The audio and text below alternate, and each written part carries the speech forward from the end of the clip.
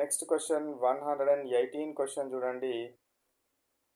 118. What is formed when hydrochloric acid reacts with sodium hydroxide? Hydrochloric acid ఇది ఒక acid, sodium hydroxide NaOH ఇది ఒక base.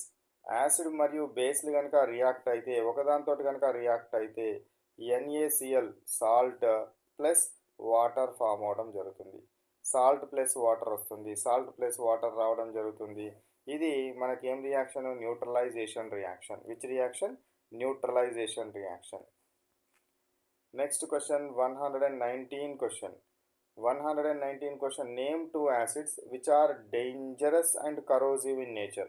So dangerous corrosive నేచర్గా ఉండేటివి strong acids ఉంటాయి.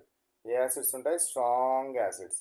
అదేంటిది? ఒకటి హైడ్రోక్లోరిక్ యాసిడ్, ఇంకొకటి సల్ఫ్యూరిక్ యాసిడ్, ఇంకా కావాలి అని అంటే నైట్రిక్ యాసిడ్ HNO3, ఇంకా ఒకటి కావాలంటే పాస్పారిక్ యాసిడ్. ఇవే మనకు సిలబస్లో ఉన్నాయి. కాబట్టి 4 కూడా స్ట్రాంగ్ యాసిడ్స్ని మీరు గుర్తుంచుకోవాలి.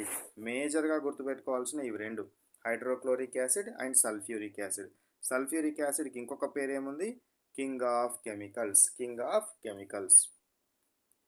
Next 120 question. ఇక్కడ వచ్చి చూడండి.